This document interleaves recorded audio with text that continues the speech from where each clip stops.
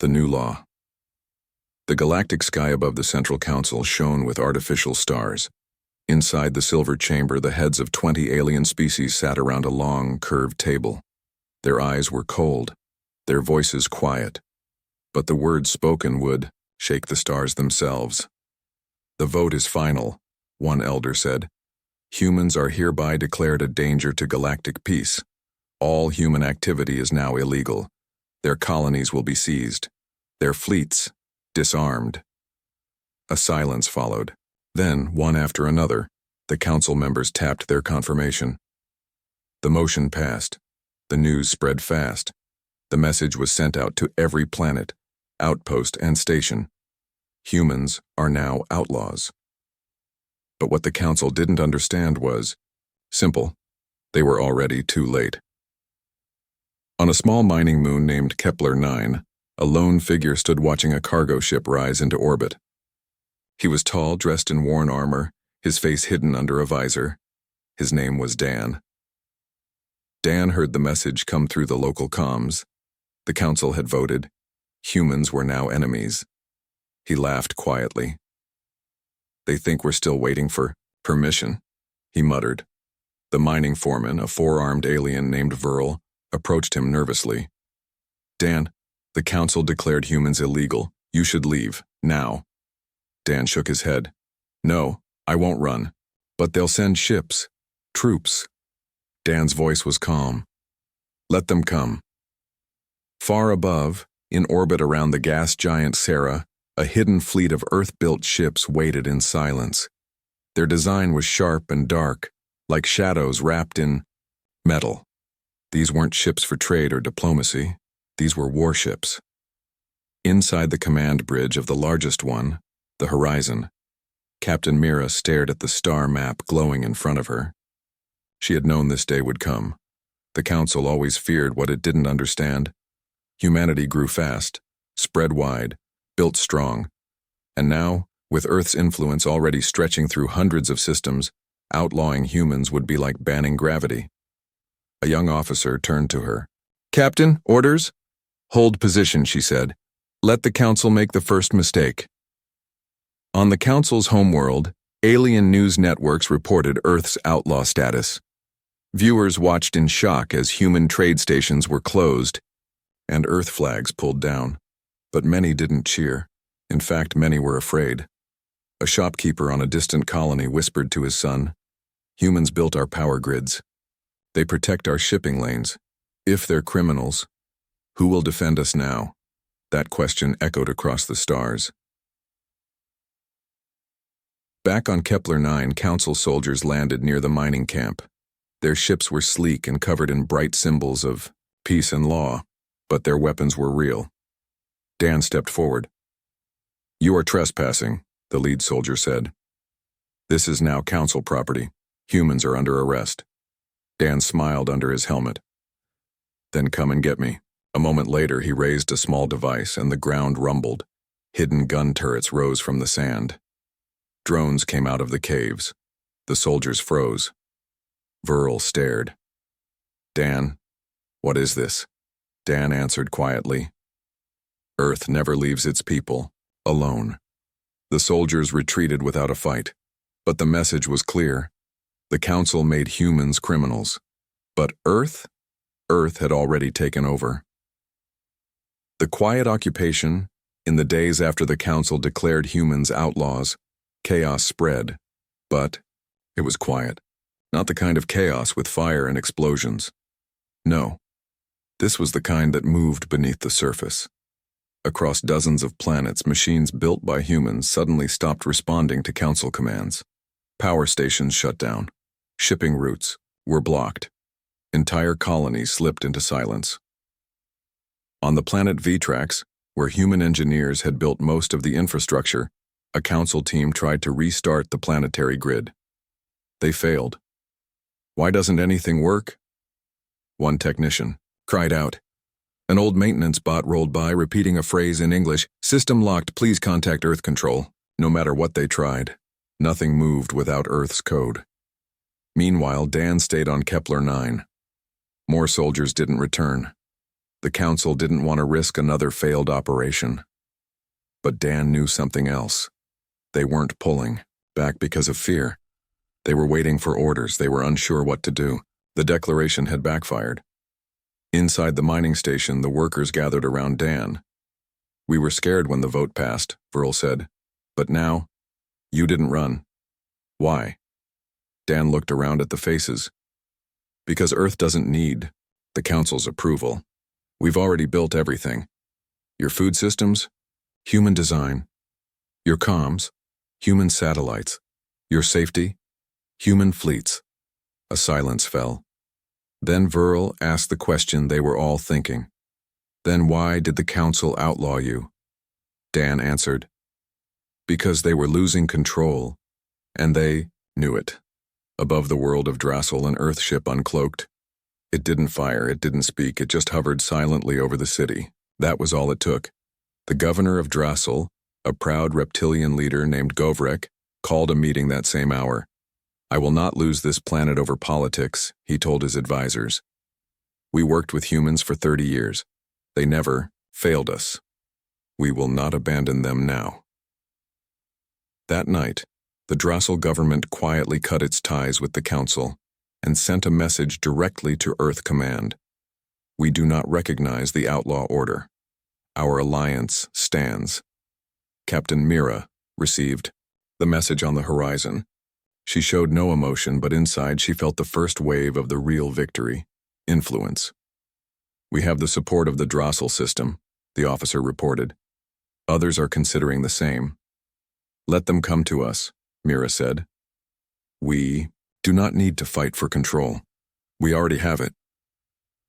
On the council's world, panic was beginning to spread in the higher circles. Diplomatic channels were full of arguments.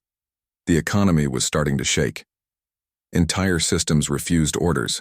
Some claimed they couldn't function without human engineers.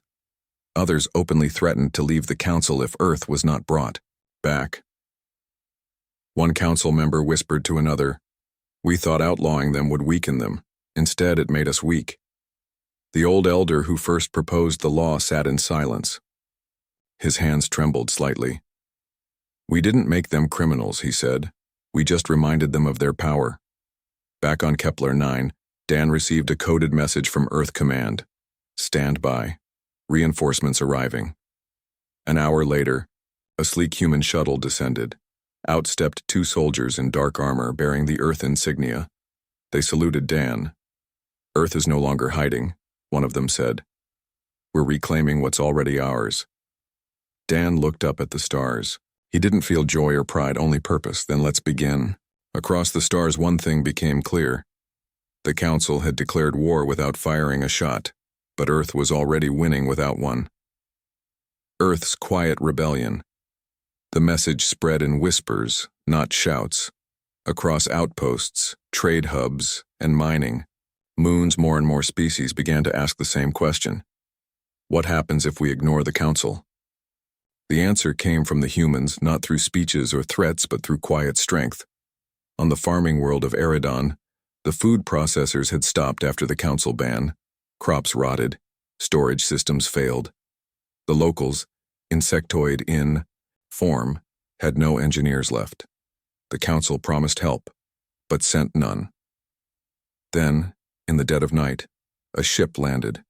It bore no council markings, only a simple symbol, the Earth insignia, silver and black. The human team stepped out, fixed the processors in hours, and left without asking for anything. The next morning, a child drew Earth's symbol into the dirt beside their home. On Kepler 9, Dan met with the 2 Earth operatives who had landed from orbit. Their mission was simple: stabilize. "Orders from Earth Command," the woman said. "Keep the systems running. Don't provoke. But if they strike first, we respond with full force." Dan nodded. "That's how Earth works. We don't start wars, we just end them." The mining colony, once quiet and nervous, now buzzed with secret confidence. Even Verl, the old alien foreman, began walking taller. "They called you criminals," he said to Dan, "but now we depend on you more than ever." Dan replied, "That's the real reason they're afraid." In the far sector of Veltrin Reach, a council envoy arrived on a neutral world to convince its leaders to support the ban. The council ambassador, a thin creature with glowing eyes, stood before the chamber and shouted, "Humanity has overreached. They must be stopped. Help us. Enforce the ban!" But a soft voice answered from the crowd. "Who fixed our orbital station last year?" The ambassador blinked. "What? Who kept our transport routes safe from pirates? Who gave us medical supplies when the plague came?" The room grew silent. It wasn't the council. It was Earth. Back on the horizon, Captain Mira stared at a growing list on her display. 32 systems now refused to obey the council's ban, and that number was rising daily. "They tried to cut us off," said her communications officer, "but we're still everywhere. We built too much. We helped too many." "They called it rebellion," Mira replied. "But we didn't rebel. We simply didn't stop. That was Earth's real power, not just ships or soldiers, but roots, deep, wide, and strong. While others built walls, Earth built bridges. Now those bridges were carrying allies straight to them." In council chambers, fear turned to desperation. "They're growing stronger," one leader hissed. Another slammed a clawed hand on the table. "We outlawed them. Why do planets still listen to Earth?" "Because Earth never needed our permission," the elder muttered. "We gave them time to spread, to grow. And now, we can't stop them." The council had passed a law, but laws meant nothing without power, and Earth had already taken it, all without firing a shot. On Kepler 9, Dan watched new Earth supplies arrive: armor, tools, drones, data links. He turned to the people around him, aliens who just a month ago feared him. "You're not just protected," he said. "You're part of something now. Not a council, not an empire. Something older, stronger, human-built, human-led." The crowd didn't cheer. They just nodded. Quiet understanding. Quiet loyalty. That was how Earth took over, not through violence but through presence. The council outlawed humans, but by then, Earth was already everywhere. The turning point. The council was panicking, but they wouldn't admit it. Behind closed doors, they whispered about how many systems Earth had touched. Every new update from the outer rim brought bad news. More colonies refused to enforce the ban. More leaders sent secret messages to Earth, asking for help. And worse, even some council members were questioning the decision. The elder who first demanded the ban stood before the chamber once again. His voice was slower now. "We outlawed them for growing too fast," he said. "But we forgot what made them grow. They do not conquer by war. They conquer by being needed." No one argued, because deep down, they knew it was true. Far from the council halls on a remote system called Lerna 5, a research base was hit by a radiation leak. Council emergency teams were days away, but a human freighter was nearby. Its crew, 3 engineers and a single combat medic, landed within hours, sealed the breach, and stabilized the injured. The base commander, an aquatic creature with thin gills, asked the lead engineer why they came. "Didn't the council ban your kind?" he said. The human smiled. "You needed help. That's enough for us." The commander stared in silence. Later that night, he removed the council flag from his station.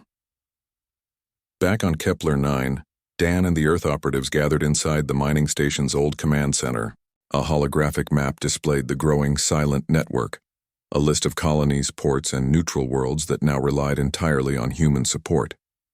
"This," said one of the operatives, "is the future." Dan nodded. "And the council is no longer in it." Then came the message. A council warship had entered orbit, not a patrol ship, not scouts, a full cruiser. Captain Mira, aboard the Horizon, received the alert instantly. She studied the cruiser's signature. It wasn't just a visit, it was a message. "They're going to make an example of Kepler 9, she said. Her officer looked up. "Orders?" She didn't speak right away. Then quietly, "Move us in. Stealth mode. No contact. We only fire if they do. It was the kind of calm that came before storms. Down on the surface, Dan stood near the landing pad. The council cruiser loomed overhead, casting a long shadow over the colony. Dropships came down, kicking up dust. Council soldiers marched out, in tight formation. Their leader, wearing silver armor, stepped forward. "You are under arrest," the leader said. "All humans must surrender." Dan didn't flinch. "We're not going anywhere. You have no choice." Dan lifted a small device. The signal it sent was silent, invisible, but in orbit, the horizon received it. Captain Mira's voice came, "Over the channel. Weapons online. Targets locked." Still, she waited. The council leader raised his weapon. That was all Dan needed. A quiet pulse came from his device. It jammed their comms, disabled their scanners. Suddenly, Earth drones rose. From the ground, turrets unlocked, and from the cliffs above, miners, now armed with Earth-sent rifles, stood ready. "We didn't come to fight," Dan said, "but we're not your victims." The soldiers froze. Then their commander did something unexpected. He lowered his weapon. "We weren't told you had backup," he muttered. Dan's voice was steady. "We don't need to shout. Earth is always watching." The council ship withdrew. Not a shot fired. But the message was louder than war. The next day, Kepler 9 raised a new banner beside its entrance, a black and silver flag. Earth's symbol, and colonies across space followed. The turning point had come. They made humans criminals, but now the galaxy was choosing sides, and more, they were choosing Earth. The breakaway worlds, it started with Kepler 9, but the ripple spread faster than light. On the dusty moon of Jora, the mining guild declared independence from the council and pledged allegiance to Earth. On Kaltra Prime, engineers removed council hardware and replaced it with human systems. Even the trade hubs near the core worlds, once fully controlled by council law, began to shift. They called them breakaway worlds. Some did it quietly, others loudly. But all of them now answered to a silent power that the council couldn't touch: Earth's influence. The council tried to contain it. They failed. In a chamber deep beneath the council's high tower, emergency meetings became daily. The same words echoed over and over. "We must restore order." But no one knew how. One elder growled, "We control the laws. We control the fleets." Another shook his head. But Earth controls the systems, power grids, security networks, defense shields, and worst of all, trust. Trust. That's what Earth had built. One ship, one engineer, one act of kindness at a time. Captain Mira stood aboard the horizon, watching new signals appear on her galactic map. More green dots. More worlds aligning with Earth. She didn't smile. She understood the weight of it. "We never asked to lead," she said to her crew. "But now the galaxy is asking us to." They stood in silence, watching the future take shape. Back on Kepler 9, Dan was no longer just a guard. He had become a symbol. Aliens came from nearby moons asking for advice. Others brought messages, requests to speak with Earth Command. Every day a new ship landed at the colony, bearing visitors, traders, and settlers. The colony grew stronger, not by war, but by alliance. One day Verl approached Dan with a question. "What if the council attacks again? For real?" Dan looked at the sky. "Then we show them we're not alone. We never were." He tapped his comlink and opened a secure channel. "All quiet?" Mira's voice came through. "For now," Dan replied. "But it's building." "Yes," she said, "and when the time comes, we'll be ready." Meanwhile, far from Kepler 9, a council war fleet arrived at a border world named Tressa. They expected compliance. Instead, they found the orbital stations already under new control, humans and aliens working side by side. "We don't recognize your authority," the planetary governor said. "You'll be punished," the council, admiral warned. "Then punish us," came the cold reply. The fleet hesitated. They didn't fire. They left. The council's fear grew deeper, not because of weapons, but because of choice. The galaxy was choosing Earth.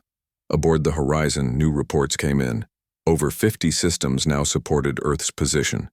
Some dropped Council symbols from their flags. Others printed Earth's silver, emblem beside their own. "This is no longer rebellion," Mira said. "This is a shift." Her officer asked, "Should we declare independence?" Mira shook her head. "No, we don't declare anything." She pointed at the map. "They're doing it for us." Back on Kepler 9, Dan stood with his people, human and alien alike. "We were called criminals," he said. "But look around, we never needed the Council, they needed us." The crowd didn't cheer. They nodded. Because the truth didn't need shouting, it just needed to be seen. The Council thought outlawing humanity would stop Earth's rise. But the truth was clear now. They outlawed the very force that held the galaxy together, and the galaxy had made its decision. The Council's last move, in the black of space above a dying star, the Council's high command gathered for what they called the final response. They had tried diplomacy, they had tried sanctions, they had even sent warships. None of it worked. Now desperate and bitter, they prepared their last card. Project Silence. It was not a weapon. It was worse. Project Silence was a network virus designed to shut down all human-made systems, power grids, defense platforms, communications, ships. One council elder said, "If we cannot rule them, we will erase them." And so the order was given. Deep within the core, machines began transmitting. Invisible pulses moved across star systems, slipping through subspace, targeting Earth's vast infrastructure. But Earth wasn't blind. On board the Horizon, Captain Mira watched the early warning system flash red. Her AI system scanned and blocked the first waves. "They're trying to shut us down," said her technician. "Every major world, every colony, every vessel." Mira didn't panic. "Then it's time," she said, "to show them what we've kept hidden." Back on Kepler 9, lights flickered, drones stuttered, then stopped. Dan stood inside the command center as the systems went dark. The colony held its breath. "Is this it?" Verl asked, his voice low. "No," Dan replied. He reached into a sealed container, opened a metal case, and inserted a glowing chip into the backup core. Instantly, the room lit up again. Screens came alive. Systems rebooted, but stronger, faster. "This is Earth's ShadowNet," Dan said. "Offline, encrypted, and immune to their code." The colony's tech was back in seconds, and with it came a message on all screens. "System secure. Earth protocol active." In orbit, the Horizon did more than survive. It struck back. Earth's AI, smarter than anything the Council imagined, reverse-traced the virus and fed a feedback loop into the network. Council systems began to shut down, one by one. Stations powered off. Ships drifted in space. The virus had turned on its creators. At the Council's tower, screens turned black. "What's happening?" someone screamed. "The humans, they reversed it," a technician shouted. "How? How?" An elder's face went pale. "Because we gave them access, years ago, when they helped build this. Everything, power, defense, command, it all had human fingerprints. The Council, in its arrogance, had let Earth inside. Now, Earth was taking it all back. On neutral worlds, people saw the truth unfold live. The Council's fleets were shutting down. Earth systems were still online, their ships still patrolled, their tech still worked. On Tressa, the planetary governor gave a speech. Today, the Council tried to erase humanity. Instead, they erased themselves. The people didn't cheer, they prepared, and they raised Earth's flag. Aboard the Horizon, Mira received the final report. 73 systems now recognize Earth as the leading power, her officer said. ShadowNet is live across all colonies. Council systems are down. Any response? Mira asked. Council ships are retreating, most are stranded. She stood in silence, not smiling, not celebrating, because Earth hadn't started this. They were only finishing it. Dan looked at the night sky from the surface of Kepler 9. "What now?" Verl asked beside him. Dan answered without looking away. "Now we rebuild. Not under a council, not under fear, but under something better. Verl nodded slowly. Under Earth? No, Dan said. With Earth.